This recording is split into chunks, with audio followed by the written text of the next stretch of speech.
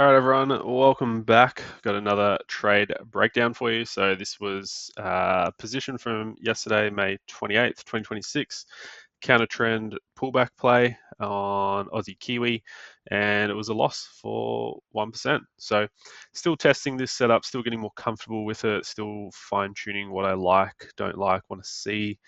To be able to get involved with these, on reflection with this position, was it valid?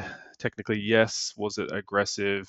Yes. Probably, even pretty aggressive for me. But yeah, we'll break it down, jump into it, and I'll share my thoughts with you. So, posted up this morning my recaps for yesterday. So the loss on this pair, Aussie Kiwi, and I've got another video on Euro Kiwi, which banked 2.25%.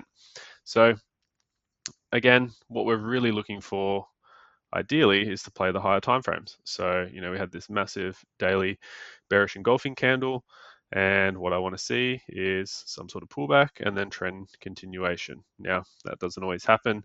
So, if we can make money on the pullback, that's great. And if we can just get the pullback and then get short and follow the trend, that's also great. So, these pullback plays are really about being able to capitalize on that small intraday pullback, and just another feather in the cap, another quiver in the arsenal, just another setup that we've got now. So still testing these, trying to live test them in the market with everyone rather than back test, but we'll dive into the full breakdown of this one. So daily trend is clearly bearish here. We've got this big impulsive move to the downside, anticipating that it's going to keep going. But what we'd like to see, or what the market generally does, is provide some sort of pullback before it continues that trend. So this one was really, really early on market open. You can see here, this is the opening candle, this big wick down. So I know some people may have taken it off this candle here. For the guys in other time zones, they might have actually taken this candle right here, which would have been a great entry. Still would have been a loss, but that's probably the preferred entry where you've got this really overextended run here. It's sort of becoming exhausted. You can see we have these large candles and then they're sort of losing steam all the way down here. So that's kind of what we're looking for, these overextended, exhausted runs. So this was a great first entry. Second entry was this candle here. So we've got this doji sort of low test.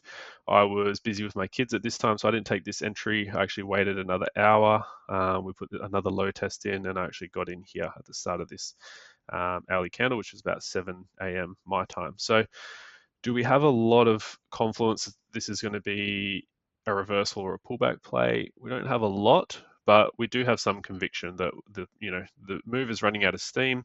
We're starting to put in some bullish pressure. This bearish price action is failing to push lower.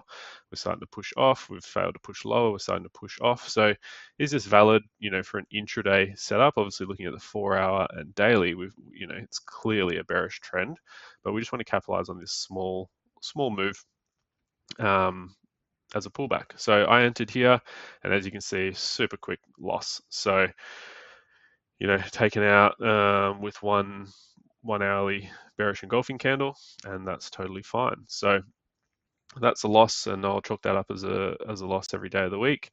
Now, this little zone, I might put a zone in around these lows. So this area here that we've now broken down, you could potentially take another entry. If you look at the Euro Kiwi position, that's essentially what I did there, where we broke down. I think we got a little bit of a better rejection on Euro Kiwi, but we've got a better bullish engulfing 1 hour here on Aussie Kiwi. So I know some people took this, and that's a valid second entry. And you would have got out for break even on this one. So you probably would have sized it up something like this, these lows.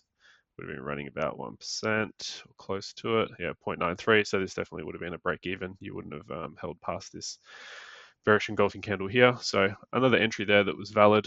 This one obviously didn't bank, but what I have noticed, or what I am noticing, is I need to be a little bit more patient and wait for this first 4-hour close. So this happens at 9 a.m.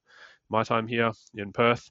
So this was probably just a little bit early in the day. The market's trying to settle. You could potentially, these stops are so small, you can potentially run into issues with spreads, especially with high capital. So I think for me, I'm going to be a little bit more patient. I would have to see something a lot better than this to get involved again at market open.